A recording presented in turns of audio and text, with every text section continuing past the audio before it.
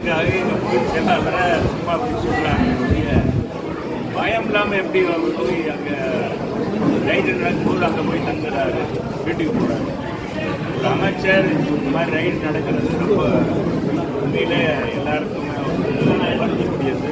ரெண்டாவது அவங்களுக்கே தன் பயம் தானே, இதில் என்ன ஆகுமோ என்னன்றது தானே. வழியில் பயம், மடியில் கிடந்துலாம் வழியில் எதுக்கு பயப்படணும். அடுத்தால எங்கள் பொதுச் செயலாளர் அப்படி போயிருக்காரா?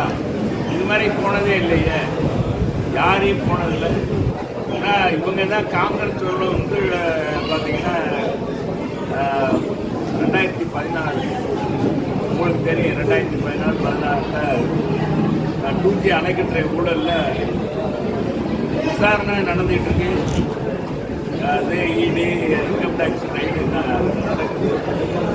அதில் நடந்து கலைஞர் அறிவாலயத்திலே நடக்குது. அறிவாலயத்தில் மேற்கு தளத்தில் காங்கிரஸோட கூட்டணி.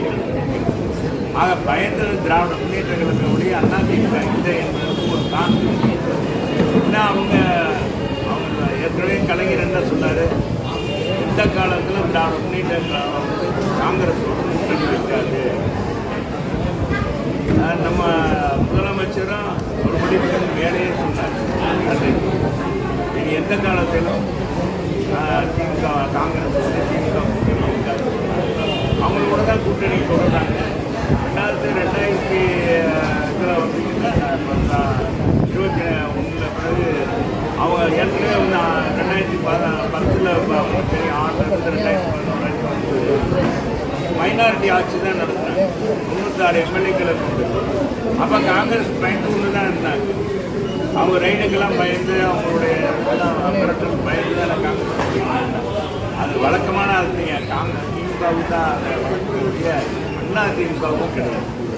அதிமுக எப்பவுமே சரி, அம்மாவும் சரி, புரட்சி தலைவரும் சரி, இன்னைக்கு புரட்சி தமிழர் எடப்பாடியார் வந்து எந்த கொள்கையும் மாறாமல் அதில் எந்த விதமான இதுக்கும் இடம் கொடுக்காம எங்களுக்கு அதில் யாருமே அதில் பயம் கிடையாது. யாரும் அதில் பயன்படுத்த எத்தனை அமைச்சர் ஊழல் லட்ச ஊழல் இருந்தாங்கன்னா அதனால் அதை பற்றி பயப்படலையே. எல்லாரும் பணியாற்றி தூய்மை பணியாளர் போராடினாங்க.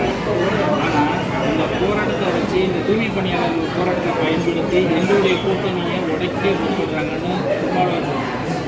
அது மட்டும் இல்லாமல் கழகத்துறை பழனிசாமி அவர் வந்து கடைசி நாளில் வந்து கலந்துக்கிட்டு அதில் லாபம் தேட பார்க்குறாங்க சொல்லுவாங்க. நான் ஏற்கனவே சொன்னேன், நேற்று கூட சொன்னேன், தெரியாத காட்டுக்குள்ள போய் சிக்கிட்டு மாதிரி